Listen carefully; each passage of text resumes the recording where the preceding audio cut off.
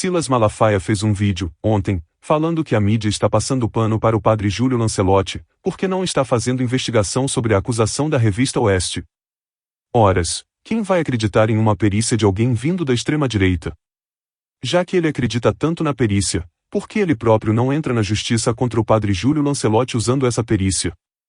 Ele só está falando desse assunto porque isso atinge o Boulos.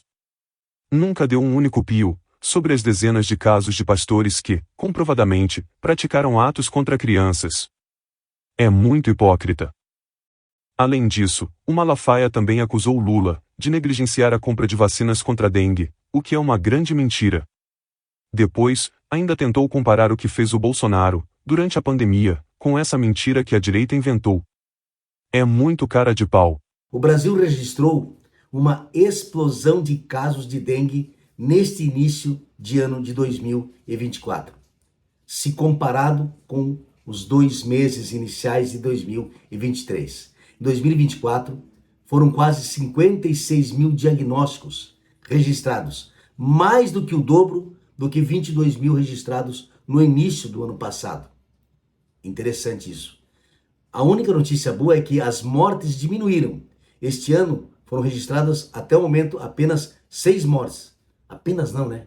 6 pessoas perderam a vida, contra 8 em 2023, no mesmo período. No Rio, foram 4 mil infecções, Rio de Janeiro, aumento de quase 700% nos casos. O Ministério da Saúde recebeu no sábado, dia 20 de janeiro, 750 mil das 5 milhões e 200 mil doses da Qdenga, compradas junto ao laboratório japonês Takeda. E a imunização deve começar na primeira semana de fevereiro para grupos específicos. Por que o governo não compra mais vacina? Porque o laboratório não tem vacina disponível para vender. Não está conseguindo produzir. É um laboratório pequeno a princípio. E a vacina brasileira que o Butantan está desenvolvendo ainda não está pronta. Pessoal, cada um de nós, e aí eu vou falar de uma região a qual eu moro, que é bastante atingida pela dengue agora, tem que fazer sua parte. Não pode deixar a água parada. Nem que seja na tampinha da garrafa PET. Tem que limpar tudo. É o primeiro passo para começar a cortar os efeitos da dengue. A vacina vai ser importante, mas nós temos que cuidar também da limpeza. Resumindo, é uma situação totalmente diferente do que o Brasil passou na pandemia, com o Bolsonaro.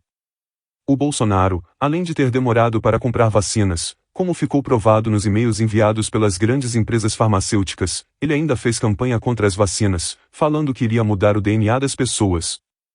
Além disso, ele desdenhou da doença, imitando pessoas sem ar, dizendo que era uma gripezinha, e chamando o povo de maricas. Enfim, o Malafaia deveria ficar calado, porque, cada vez que abre a boca, fala besteira. Outro assunto, bastante comentado hoje, nas redes sociais, foi a fala do Haddad sobre as eleições de 2018, em uma entrevista que ele concedeu ontem, 22 de janeiro. Vejamos o que ele disse. No caso do Ciro, eu já contei essa história, eu tive uma conversa com o professor Mangabeira Unger na minha casa, em que eu dizia que o Ciro deveria assumir a condição de vice na chapa do Lula, seria natural, em caso de impedimento, que eu considerava provável, o Ciro representar o campo progressista naquela eleição. Mas não teve eco essa proposta e eu também compreendo. Não vejo nenhuma questão, né? For íntimo, a pessoa não se sentir confortável naquela situação. Mas eu, sendo do PT, tendo sido ministro do presidente Lula, tendo sido prefeito a convite dele, candidato e eleito, né?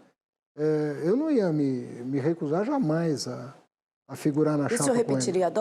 Bem, nesse corte, Haddad explicou o motivo de ter aceitado ser o candidato do Lula. Também disse que o Ciro Gomes não aceitou fazer esse papel. No final, foi isso mesmo que aconteceu. Ciro Gomes queria ser o cabeça de chapa, com o Haddad como vice, mas não aceitava ser vice do Lula. O resultado dessa desavença, entre o Lula e o Ciro Gomes, todos já sabemos. Bolsonaro foi eleito porque parece que qualquer um derrotaria o candidato do PT, naquela eleição.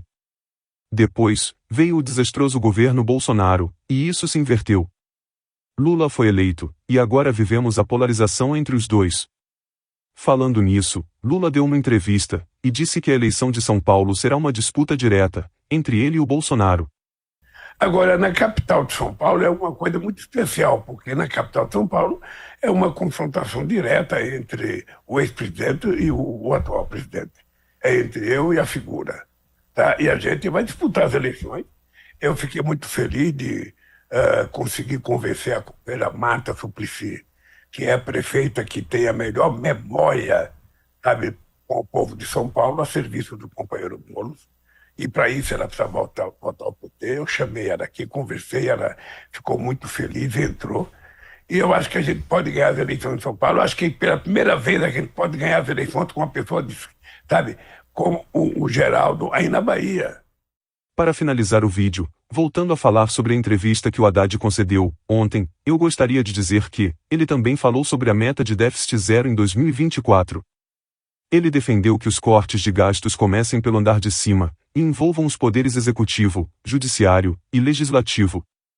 O problema é que, entre o discurso e a prática, tem uma avenida de distância. Bem, gostaria de pedir para vocês curtirem o vídeo, comentarem e inscreverem-se no canal. Também sigam todos os perfis citados neste vídeo.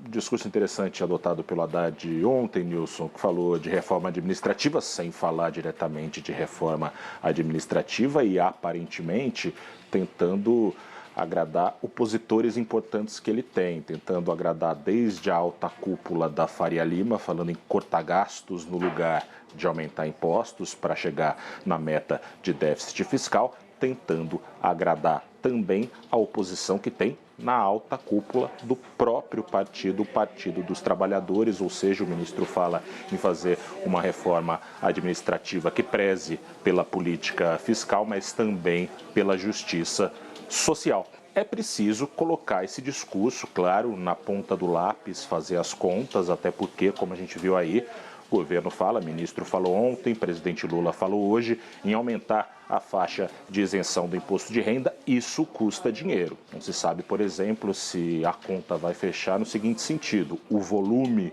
de receitas renunciadas com mais isenção de imposto de renda vai ser tão grande quanto os cortes eventuais, por exemplo, de altos salários. De todo modo, é um caminho interessante o seguido pelo ministro, mas a gente tem que lembrar também que reforma administrativa não se trata só de cortar gasto, mas tornar eficiente o gasto, que não vai ser cortado tão eficiente quanto é a arrecadação de impostos, prestando bons serviços públicos, saúde, educação, moradia, segurança, que permitam mais crescimento econômico ao longo do tempo, o que agradaria, é claro, ao mercado, mas também faria justiça social, aumentando emprego ao longo do tempo, renda e qualidade de vida. Nilson.